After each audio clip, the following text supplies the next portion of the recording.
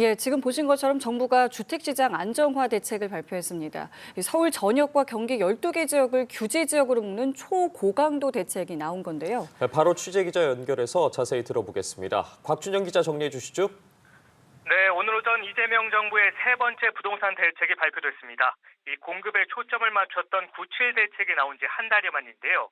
규모와 강도 모두 이전 두 번의 대책들과 비교해 압도적입니다. 먼저 정부는 주택시장 불안이 확산되고 있다는 판단하에 서울 전역 규제 지역으로 묶었습니다. 이 강남 3구와 용산구 조정 대상 지역과 투기과열 지구 지정을 유지하고 나머지 서울 21개 자치구까지 이 범위를 확대한 겁니다. 경기도 일부도 규제 지역으로 신규 지정됐는데요. 과천시와 광명시, 성남시 분당구, 수원시 영통구 등 12개 지역이 대상입니다. 효력 발생 시점은 당장 내일부터입니다. 이들 서울 전역과 경기도 12개 지역은 토지거래 허가 구역으로도 묶였는데요. 효력 발생 기간은 오는 20일부터 내년 말까지지만 부동산 시장 상황에 따라 더 연장될 수도 있습니다. 이번 대책에 따라 처분 조건부 1주택자를 포함한 무주택자는 규제 지역 내 주택 구입 시 주담대 LTV가 70%에서 40%로 축소됩니다. 전세 대출의 경우 1주택자는 한도가 2억 원으로 제한되는데요. 1억 원은 초과한 신용대출을 받은 자는 대출 실행일로부터 1년간 규제 지역 내 주택 구입을 할 수 없습니다. 여기에 토지거래 허가 구역으로 지정된 만큼 주택 구입 시 실거주 의무가 있어 갭 투자가 전면 차단됩니다. 네, 그리고 대출 등 부동산 금융 규제도 대폭 강화됐는데요. 이 부분도 짚어주시죠.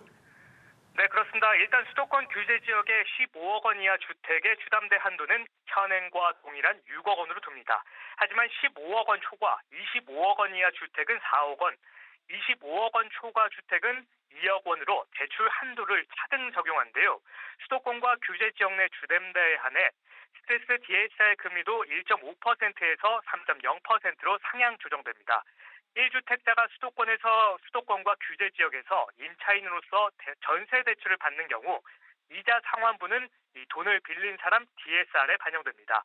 강화된 대출 규제는 시차를 두지 않고 내일부터 즉시 적용됩니다.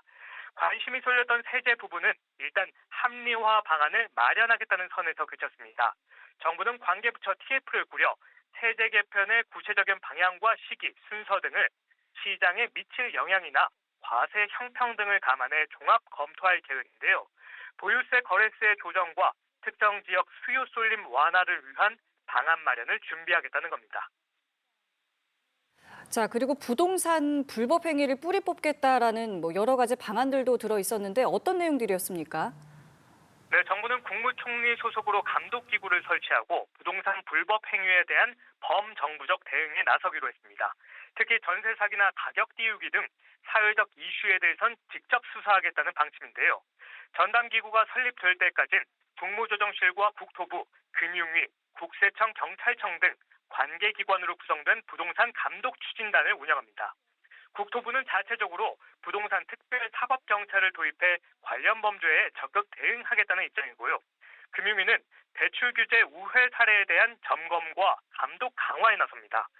국세청도 아파트 증여 거래를 이용한 탈세를 점검하고 부동산 탈세 신고센터를 설치해 관련 범죄에 대응하기로 했습니다.